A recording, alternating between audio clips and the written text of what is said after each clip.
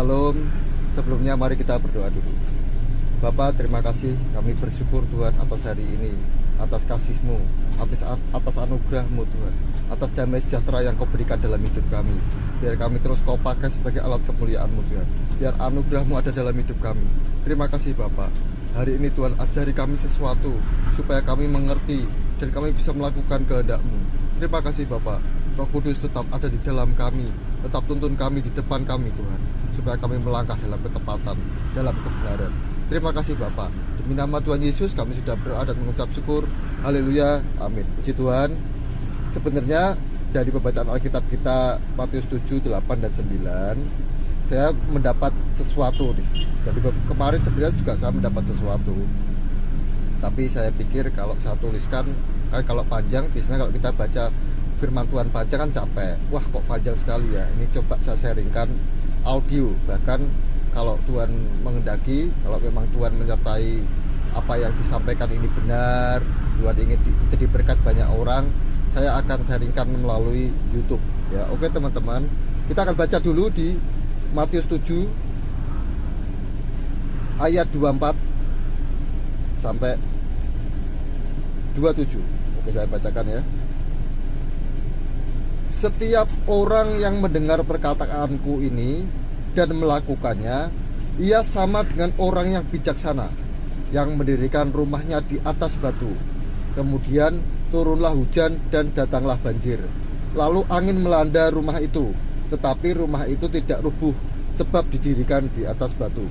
Tetapi setiap orang yang mendengar perkataanku ini dan tidak melakukannya, ia sama dengan orang yang bodoh yang mendirikan rumahnya di atas pasir. Kemudian turunlah hujan dan datanglah banjir, lalu angin melanda rumah itu sehingga rubuhlah rumah itu dan hebatlah kerusakannya. Jadi Matius 5, 6 dan 7 ini bicara tentang khotbah Tuhan Yesus di atas bukit. Nah, ditutup atau kesimpulan Tuhan Yesus atau di akhir khotbahnya Tuhan Yesus berkata ini, dikatakan, kalau kamu mendengar perkataanku dan melakukannya, maka kamu seperti mendirikan rumah di atas batu ya. Tapi kalau kamu mendengar tapi tidak melakukannya, maka kamu seperti orang yang mendirikan rumah di atas pasir yang kemudian rubuh. Nah, poinnya di apa sih sebenarnya teman-teman? Ketika saya membaca Matius pasal 5, 6, dan 7 ini, inilah sebenarnya kunci kehidupan. Ini kita kunci diberkati. Ini kunci kita hidup dalam ketenangan, tidak khawatir, tidak gelisah, karena di sini Tuhan bicara banyak hal, tetapi tidak mudah tentu untuk dilakukan karena kuncinya ini. Apakah kita hanya mendengar dan mengerti saja tetapi tidak melakukan, atau bahkan ada orang yang nggak mau mendengar dan nggak mengerti. Jadi saya itu kemarin, beberapa hari yang lalu, saya itu merenung, kenapa ya orang itu ketika ada seminar keluarga, ada sharing tentang keluarga, mereka nggak mau ikut. Tapi kemudian ketika keluarganya ada masalah, hancur, baru teriak-teriak. Begitu juga ketika ada orang sharing tentang akhir zaman, pengangkatan, tidak banyak yang ikut. Tetapi saya percaya ketika akhirnya nanti mereka tertinggal, baru mereka teriak-teriak. Kenapa? Nah itulah teman-teman, pengajaran Tuhan Yesus itu sempurna, baik. Tetapi berapa persen orang yang mau mendengar dan melakukannya?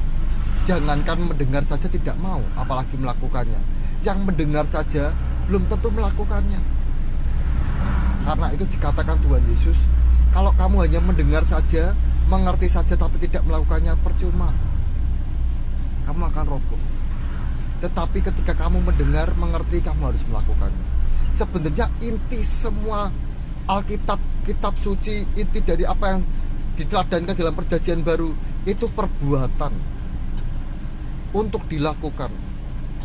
Banyak orang ikut Kristen tapi gak menerima apa-apa, gak ngalami apa-apa, karena dia hanya mendengar dan mengerti. Kemudian ketika melakukannya, gak mau, ini berat, gak mau, kan manusiawi, dan macam-macam, sehingga gak dapat apa-apa. Coba perhatikan, iman itu harus disertai dengan perbuatan. Kasih itu harus disertai dengan perbuatan. Kalau kamu bilang kamu mengasihi orang tapi gak melakukan apa-apa, lebih baik orang yang gak ngomong kasih tapi dia melakukan. Paham ya? Jadi misalnya ada orang gila nih, wah ada orang kasihan ya, orang gila itu nggak punya pakaian, telanjang. Itu orang Kristen nih, tapi dia hanya ngomong gitu aja. Tapi tiba-tiba ada orang yang datang memberi dia pakaian. Mana yang dinamakan kasih? Tuhan Yesus di akhir khotbahnya dia berkata, kalau kamu hanya mendengar saja percuma, tetapi kalau kamu mendengar dan melakukannya, maka kamu seperti orang yang bijaksana. Ya, orang yang terangkat itu gadis yang bijaksana. Nah, kita gadis yang bijaksana apa gadis yang bodoh? Seringkali firman Tuhan itu kita batasi dengan pikiran kita sendiri. Tidak mungkin saya bisa melakukan itu Tuhan. Bahkan tadi saya ngomong sama teman saya, ketika kemarin saya mendapat rema bahwa di ayat yang Matius 5 ayat yang terakhir 48 ya, dikatakan seperti ini. Karena itu haruslah kamu sempurna sama seperti Bapamu yang di surga adalah sempurna. Saya ngomong sama teman saya, kalau kita khotbah, apakah kita harus milih, oh ini nggak layak loh untuk untuk orang ini karena ini terlalu berat, atau ketika kita ngomong ke orang, oh nggak apa-apa lah, imanmu baru segini, kamu melakukan ini saja, kamu mengampuni saja sudah baik. Ternyata itu nggak boleh, itu nggak baik. Kita harus sampaikan yang sempurna. Jadi kalau dikatakan, kalau kita baca di Matius 5 ini, kalau kamu mengasihi orang yang sama mengasihi kamu, buat apa? Tapi kamu bukan hanya harus mengasihi orang yang mengasihi kamu, tapi mengasihi orang yang menganiaya kamu. Terus berat lah Pak, mengampuni saja sulit kok, apalagi mengasihi orang yang menganiaya kamu. Tapi itulah firman Tuhan Yesus ketika khotbah di atas bukit, banyak orang di sana. Tuhan Yesus gak milih-milih itu orang. Oh kalau kamu imannya masih kecil ya, kamu mengampuni saja, kamu gak usah membalas dengan kebaikan, kan enggak. Tuhan Yesus khotbah yang sama. Karena apa? Tujuannya supaya kita sempurna. Ada yang dikatakan dalam banyak hal nih, Tuhan Yesus khotbah tentang jangan khawatir, tentang doa. Selama 3 pasal ini luar biasa ajaib. Kalau ini kita lakukan, itulah yang luar biasa. Jadi kalau nggak dilakukan, ya percuma. Di penutup Tuhan ngomong, lakukan. Kamu bijaksana. Kalau tidak kamu lakukan, kamu bodoh. Kunci daripada semuanya adalah melakukan firman Tuhan. Oke teman-teman, saya berdoa hari ini kita belajar sesuatu. Mari kita tutup dengan doa. Bapa, terima kasih atas firman-Mu hari ini. Kami percaya Engkau Tuhan yang Maha Kasih, Engkau Tuhan yang baik, Engkau Tuhan yang mengajari kami, menegur kami. Biar hari ini kami belajar sesuatu Tuhan, untuk kami melakukan semua kebenaran firman-Mu tanpa syarat Tuhan. Apapun yang Kau katakan, kami ingin lakukan. Kami tidak ingin batasi dengan pikiran manusiawi kami.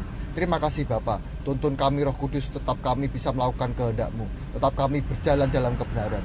Terima kasih Tuhan Yesus, terima kasih Roh Kudus. Demi nama Tuhan Yesus kami sudah berdoa dan mengucap syukur. Haleluya, amin. Puji Tuhan, terima kasih Tuhan Yesus memberkati.